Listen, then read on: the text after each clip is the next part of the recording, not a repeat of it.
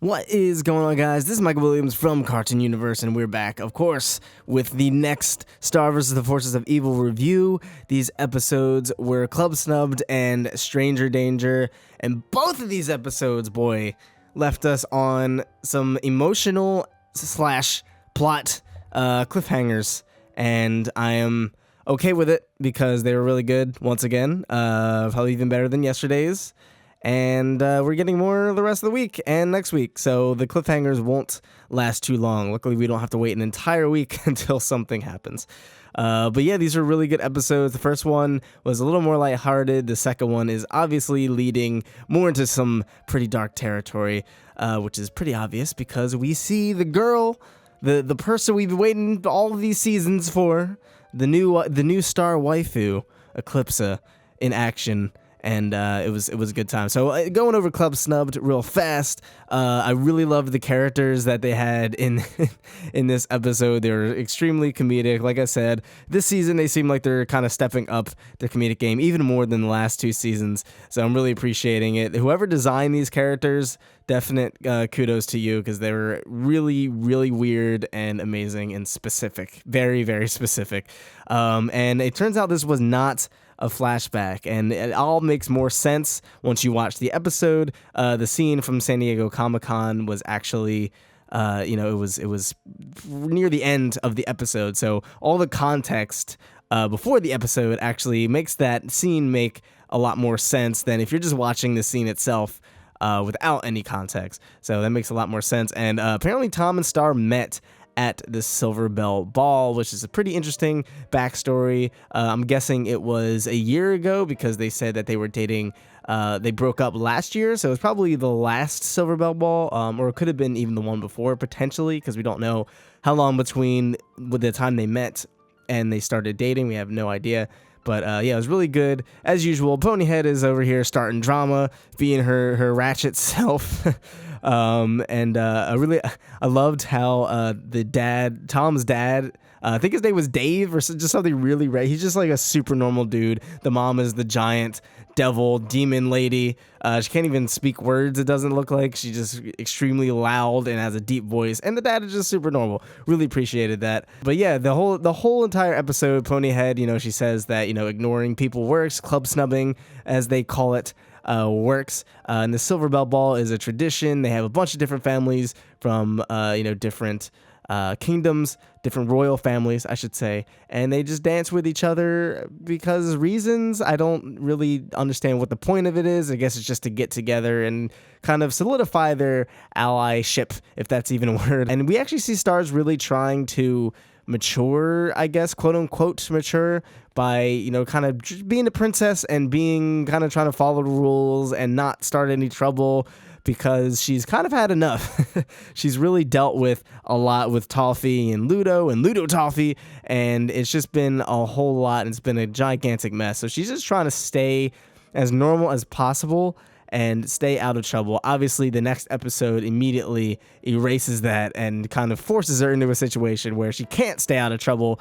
That's really tragic for Star, because it looks like Star is really just over it, and I think she's going to get more and more over it as time goes on. And I think by the end of the series, she's just going to be like, all right, let's just settle down, everybody. So we'll have to wait and see for that. That's a ways away. Hopefully the show will be around for a while.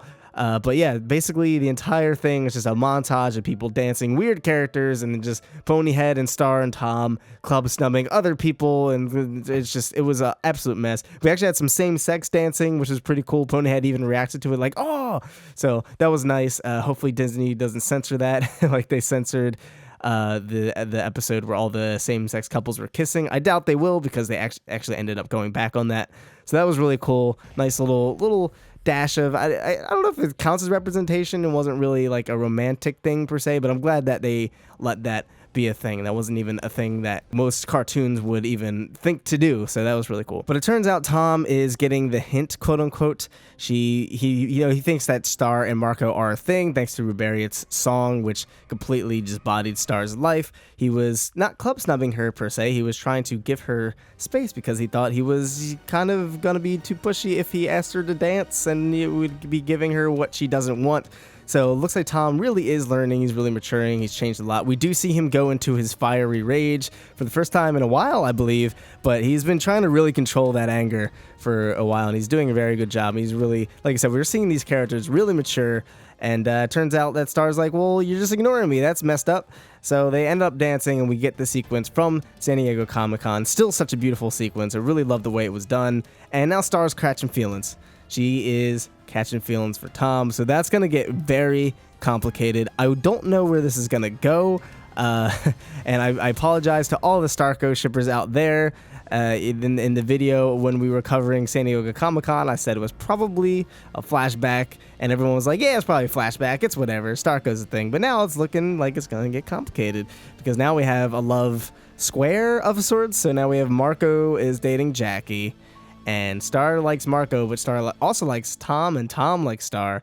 So it looks like that might be a thing, and we might get sort of a reversal where Marco ends up breaking up with Jackie and realizes he's catching feelings for Star, as we may have seen in the last episode, Scent of a Hoodie, where he was kind of smelling the hoodie because it smelled like Star. That could have been a tiny hint towards him catching feelings. So this could get very, very messy very, very fast. But they leave off. Tom asks Star to get a corn shake, because that's the thing. And Star's like, yeah, we could do that. And they have a little laugh, and she's kind of looking at him, and she's giving them the eyes, and she's staring at him, and it's going to be a problem. But that's where we leave off. So we don't know if we're going to get that date anytime soon via an episode at all, or if that's just going to be an off-screen thing. But I'm sure we're going to see more of Tom very soon, potentially in the episode Demonsism. But right now I feel like most of the focus is going to be more or less on Eclipsa. But that's a good segue into the next episode, Stranger Danger. It is time. So Glossaryck is a baby dog, sort of. He's like a combination of a baby and a dog. And the only thing he can say is Globgor. That's the only thing you can say. Now, I'm wondering if that means something, if it's like a piece of a phrase that is bigger, or if it's an anagram. I haven't tried to rearrange the words at all yet. If anybody in the comments has an idea of what it could be, it might be something super obvious, but I can't think of anything. Like, what is it, like blog... blog ogre. Like, I don't know what that would even mean. So it could be a piece of a phrase, it might be an anagram. I don't think it's anything backwards. Granted, I don't know exactly how it's spelled, but I'm assuming it's GLOB and then GORE. I don't know if that's two words, if it's one word, because that would just be erogue blog. So I don't think that means anything. So I feel like that's going to come into play. I feel like it's not just there for no reason. It's obviously there for comedic effect and just to kind of showcase how weird Glossaryck has gotten and how out of it he is. But I feel like that's going to come into play some way, shape, or form. But that's yet to be seen. And then we see Eclipsa basically right away. She's in the Rose Garden. Glossaryck ends up running there. He's chasing a squirrel, so now this is kind of his dogness coming out, and Eclipsa grabs him, and we saw this in the trailer. She knows how to control Glossaryck, which I think is a hint at her power overall. I think that's not just her being friends with Glossaryck, all being buddy-buddy. I think that actually kind of gives us a hint of like, okay, she's so good. She's so smart. She knows what she's doing so much. She's able to calm Glossaryck down. So I think that might be what it is. We'll have to wait and see for that too. But she grabs Glossaryck. Her and Star have a dialogue. It turns out she really does love chocolate. That wasn't an isolated incident. I thought that was just a thing where they're just kind of showing how weird she was and kind of goofy, because she wanted chocolate when she was crystallized from the vending machine. But it turns out she just really likes chocolate. And apparently she says she has a self-control problem. And Star says, me too. So we're getting these parallels already, like we've been predicting for over a year now. Star is gonna go into the darkness. It's happening, and it's really getting highlighted in this episode how much they're bonding, they're laughing, it's all good. And she says that, you know, she wants to look from the Rose Tower. She wants to look at the garden. It's a beautiful view. And Star says, oh no, that's forbidden, can't do that. It's been always a thing that's been restricted since forever. And she says, well, you know, sometimes you gotta do what you gotta do. So obviously giving hints to that Eclipsa doesn't really care much for rules. And obviously the High Commission completely barges in, bodies Eclipsa, and this smile boy, Omnitraxis, who is the ruler of space-time, smashes her into a wall, and she is not phased at all. Again, really highlighting the power. This is really great writing from the writers and the storyboarder standpoint, because you really get a sense of her power without them really trying to explain it to you. Obviously, the best rule of thumb in most cases is show, don't tell. And they really show it by Eclipsa just smiling as she's getting pinned to a wall by the ruler of space-time. Just think about that. So that's really highlighting how confident she is in her intelligence and in her power, and how composed she is, because she already knows she's got this entire situation under control just by her meeting Star. Now, I don't know how because I feel like she planned that. So I don't know how she planned that, though. That's the only thing I'm not really following. But I feel like she planned to meet Star so she could, well, we'll see in a second, later in the episode. But basically, the High Commission goes way over the top. It's really, really funny. They're trying to figure out if she's evil, if Eclipsa cursed her, looking for evil spots. They kind of do this thing on her cheek marks. So I'm wondering if cheek marks are more of a source of energy and magic, if like that's where they're really like focusing their time on. It's very interesting. We actually see her cheek marks change again to a bunch of roses, which we don't see her cheek marks change that often. We've seen them change 2 episodes in a row now. So that's pretty interesting. I don't know if we're going to get more lore on the cheek marks per se or not, but yeah, that was pretty interesting. And then we're getting Star questioning the High Commission's pretty racist morals. They kind of explain like, oh, Eclipse is evil, she's bad. And Star's like, why? And they're like, oh, she fell in love with a monster and left, and we had to crystallize her. And like, she's like, what? That's pretty backwards. It's pretty not cool of you, Mom. Okay, get with the times. It's 2017. All right, people want to date a monster. That's perfectly normal and acceptable. Okay, we live in a better society now. And she kind of explains, oh, well, she did dark magic and stuff, blah, blah, blah. And she's like, okay, but what does she do? Like, did she blow anything up?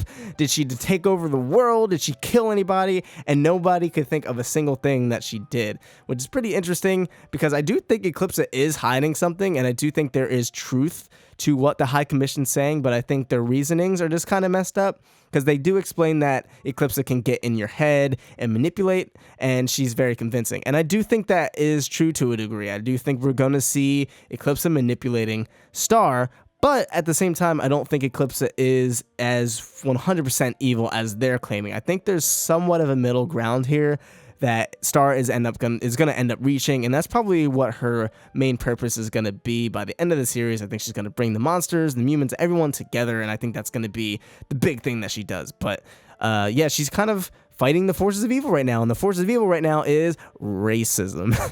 So, and another thing to note, like, they kind of talk about her doing dark magic and how messed up that is and stuff, but at the same time, dark doesn't always equal evil, and that's, I think, something that we're also going to learn, is darkness can also be used for good things if you channel it correctly. Going back to Kingdom Hearts, for those of you who play Kingdom Hearts, spoiler alert for Kingdom Hearts 2, I guess, if you haven't played that the over 10-year-old game, Riku learns to channel his darkness and use the darkness along with the light, but do it for good, and he's not using the darkness for evil. So you can use darkness in the abstract sense for good things. Even in real life, dark things are not always inherently bad. So I think that's also another thing we're going to get. Her dark magic is not inherently evil or wrong, because the all-seeing eye is not...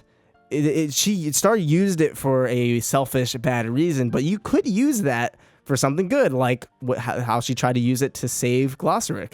Like, you can use that dark magic to do something right. So I think that's going to kind of come up later on, but apparently the scene where the High Commission and Star is just flying on Cloudy, and she's got Glossaryck on a leash, apparently they are not on a mission. I was right, though, was in this episode. She's actually trying to stop them from crystallizing Eclipsa. Eclipsa is locked up in a dungeon. She's all alone. It's dank, just like the memes, and she's just chilling. She doesn't like it there, but you can tell she's chilling, and Star tries to convince them, like, yo, you can't just crystallize her, Mom. You're going back on your word. That's pretty messed up. You said after Talfi is defeated, you would let her go. and you made a deal. All right, that's screwed up. She's calling her mom out, and she's pretty right. I mean, even unless Eclipse is totally evil, Star is pretty much right there. So I can't really argue with that. And she says, I want a trial. I want a fair trial for Eclipse. Not saying I trust her, but I want a trial. And Queen Moon's like, you know what? All right, fine. Queen Moon is so confident that Eclipse is going to get proven to be evil, and she's going to get crystallized after the trial, that she's like, you know what? We'll do a trial. So no one in Uni, mostly Star, emphasis on Star, no one in Uni has any doubt that Eclipse is evil, and that's what we're going to do. So Moon is very confident, but Eclipse is even more confident, and I think Eclipse was planning on this because Star is suspicious. She goes and visits Rose, but she goes and visits Rose Quartz. She goes and visits Eclipse from the Rose Tower, and apparently that was Eclipse's old room, which I'm guessing is the reason why it's forbidden. There's some really weird rodents we've never seen before. We just kind of gloss over that, but it's all messed up. It's dirty. It's broken up. There's thorns everywhere. Probably has to do with her dark magic in some way, shape, or form. And Star is suspicious. She's locked and loaded. She's got her piece aimed at Eclipse. She's ready to blast some fools tonight if she needs to. But Eclipse kind of wins her over. I think she's kind of doing that. She kind of makes some snide jokes that are sort of suspicious. But I think she's kind of doing that whole, the best way to lie is to joke about it. Sort of how like Clark Kent jokes about how he's Superman. He is actually Superman. I think she's kind of joking about like getting into her head, like, because Star is, and that also shows how mature Star has gotten, because Star is listening to her mother. She's not just ignoring her, saying, "Oh, you're wrong. Forget you." She's nice. She's actually saying, "Okay, yeah, maybe she can, maybe she is manipulative, but also I'm not entirely sure you're going about it the right way. I'm not entirely sure everything you're saying is fair. So let's make this fair, give her a fair trial." So she's in the middle right now. She is leaning towards Eclipse. They do bond. They do have a lot in common, obviously, as we've seen throughout the series, but she's not completely convinced. But I think Eclipse wins her over by the end of the episode, where they look out to the Rose Garden. And that was a very simple scene, but it really sets the stage. Because, it was a very simple scene where she's like, "Oh, it's a great view, isn't it?" She's like, "Yeah, it's a great view." And then it just cuts. So we got another cliffhanger. So we have no idea what's going to happen. We have to wait for the trial till tomorrow, I'm assuming. But yeah, it was a very simple scene to really set the stage of them bonding. And again, Star's descent into darkness. So I do think Eclipse is hiding something. I do think she's going to end up being the villain, but I do think she's going to have a certain perspective. And actually, there was an interview with Darren Nefsey a few months ago where she said she likes villains with a perspective. She doesn't want a villain just like, "Oh, I want to take over the world." So I think Eclipse is going to have a point in what she's doing, but she probably is going to go about it in a way that is not exactly productive, but we'll have to wait and see. But I do think Eclipse is confident that she's going to get off scot-free. I think Eclipse has an entire plan set up. I think she planned to meet Star. I don't know how. I really don't know how. I guess she was just hanging in the Rose Garden. Maybe okay, here's what I think happened.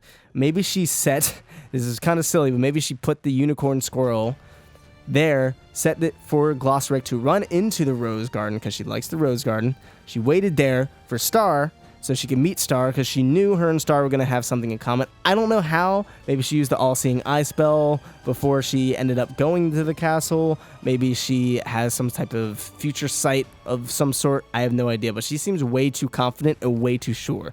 I'm very suspicious. I think she knows what's going on. So she planned to meet Star. She planned to get locked up. She planned for Star to fight for her freedom, to go on trial, and she knows that there's no solid evidence that she did anything that was actually morally, objectively wrong or evil. So now she's gonna get off scot-free, and then she's gonna start her whole plan. She's planting seeds in Star's brain. She's doing all this on purpose, and I think she knows exactly what is up. But we're gonna have to wait till tomorrow to see how this continues. But that's gonna be it for this episode, or these episodes. What did you guys think? Did you like the whole Star? What is Tom Star?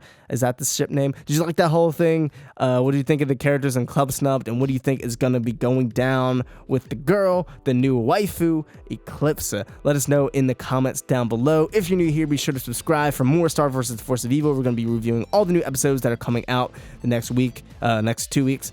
So definitely be on the lookout for that. So hit the notification bell so you can be notified when we release these. And if you like this video, be sure to leave it a like. Thank you guys so much for tuning in. I've been Michael Williams. You've been watching Cartoon Universe, and we'll see you in the next video. Peace.